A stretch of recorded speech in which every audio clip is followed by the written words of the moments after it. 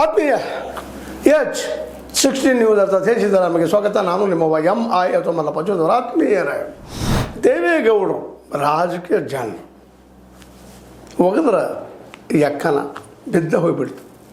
ಈಗ ನೋಡ್ರಿ ಹೊಸದಾಳ ಹೋಗಿಬಿಟ್ಟಿದ್ದಾರೆ BJPಗರ ಮೇಲೆ.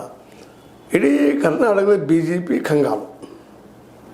ನಾನು ರಾಜ್ಯಸಭೆ ಹೋಗೋದಾದರೆ ಕರ್ನಾಟಕದಿಂದ ಮಾತ್ರ ಹೋಗ್ತೀನಿ, ಮಹಾರಾಷ್ಟ್ರದಿಂದ ಇಲ್ಲ, ನನಗೆ ಬೇಕಾಗಿಲ್ಲ, ನನ್ನ ನೆಲ ಜಲದ ನೆಲಗಟ್ಟಿನಲ್ಲಿ ನಾನು ಹೋಗೋವನು.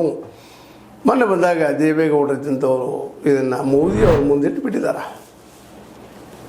ಈಗ ಪೇಚಾಟ ನಮ್ಮ ರಾಜ್ಯ ನಾಯಕರೇ, ಅದರಲ್ಲೂ ಯಡಿಯೂರಪ್ಪ ಮತ್ತು ಅವ್ರ ಗುಂಪಿಗೆ. ಯಾಕಂದರೆ ಹೇಗಾದರೂ ಮಾಡಿ JDSನ್ನು ಬದಿಗೆ ಸರಿಸ್ಬೇಕು, HDK ಇದ್ದಂಥವರು ಮುಂದಿನ CM ಅಂತೇಳಿ ಪ್ರಪೋಸ್ ಮಾಡ್ತಾ ಇದೆ ನಮ್ಮ JDS. ಅದರ ಹಿಂದಿದ್ದಂತಹ ಸೂತ್ರಧಾರರು ಈ ನಮ್ಮ ದೇವೇಗೌಡರು. ಮೋದಿಯವ್ರಿಗೆ ಯಡಿಯೂರಪ್ಪನವ್ರಿಗೆ ಅಷ್ಟಕ್ಕಷ್ಟೇ ಎಣ್ಣೆ ಸೀಕಾಯಿ.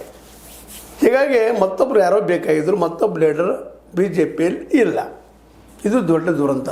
ಯಾರೂ ಇಲ್ಲ. ಯಾವೊಬ್ಬ ಸದಾನಂದ ಗೌಡರಾಗಿರ್ಬೋದು, ನಮ್ಮ ಶೆಟ್ಟರ್ ಅವರಾಗಿರ್ಬೋದು, ನಮ್ಮ ಬೊಮ್ಮಾಯಿಯವರಾಗಿರ್ಬೋದು, ಅವರಾರೂ ಯಡಿಯೂರಪ್ಪನ ಮಟ್ಟಕ್ಕೆ ಬರ್ತಾಯಿಲ್ಲ. ಹಾಗಾದ್ರೆ ಯಾಕಪ್ಪ ಇವ್ರನ್ನ ಬಿಡಿದು? ಇದು ಒಂದೊಂದು ರೀತಿ ರಾಜಕೀಯ ಚಾಲ ನೋಡ್ರಿ.